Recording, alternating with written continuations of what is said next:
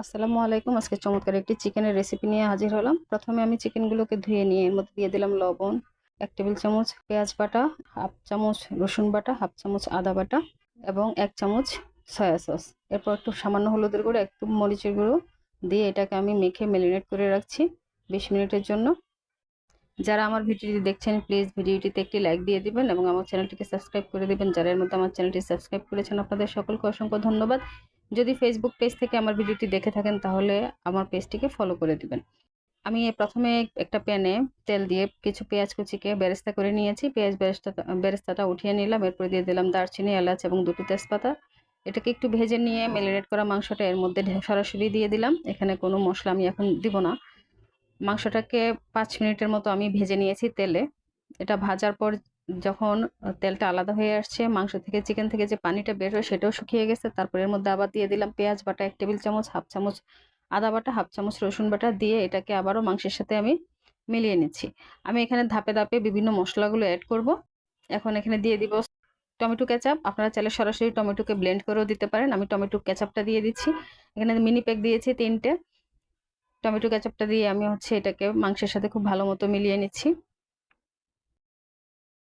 দিয়ে দিচ্ছি লাল মরিচের গুঁড়ো 1 চা চামচ, 1/2 চামচ হলুদের গুঁড়ো, 1 চামচ ধনিয়া গুঁড়ো, 1 চামচ জিরা গুঁড়ো এবং 1/2 চামচ গরম মশলার গুঁড়ো।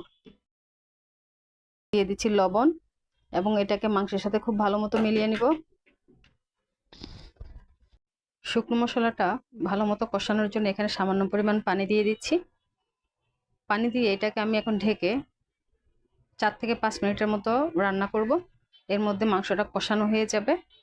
চিকেনের সাথে এইভাবে মশলা দিয়ে কষালে হয় কি, মশলাগুলো চিকেনের মধ্যে, মুরগির মাংসের মধ্যে খুব ভালো মতো অ্যাবজর্ব করে এবং মাংসটার টেস্ট অনেক গুণ বেড়ে যায়। এটাকে ঢেকে আমি 3 থেকে 4 মিনিটের মতো কুক করছি। 3-4 মিনিট পরে ঢাকনা তুলে এটাকে আমি একটু উল্টে দিলাম। যে দেখেন তেলটা আলাদা হয়ে আসছে, মশলাটা পুরোটাই কষানো হয়ে গেছে। মশলা কষানো হয়েছে কিনা এটা বোঝার জন্য এটা হচ্ছে একমাত্র উপায় যে মশলাটা যখন ভালো মতো কষানো হয়ে যাবে, তেল এবং মাংস সবকিছু আলাদা হয়ে যাবে। এরপর আমি এখানে পরিমাণ মতো ঝোল দিয়ে দিয়েছি। দিয়ে উপরে দিয়ে দিলাম পেঁয়াজ বেরেস্তা, যে বেরেস্তাটা প্রথমে করে নিয়েছিলাম। পেঁয়াজ বেরেস্তা দিয়ে ঢেকে এটাকে আমি এখন 5 মিনিট রান্না করব। আবার 5 মিনিট পর দিয়ে দিলাম বাটার। এখানে আমি 1 টেবিল চামচ পরিমাণ বাটার ব্যবহার করেছি। বাটার দিয়ে এটাকে আমি এখন আবার ঢেকে দিব।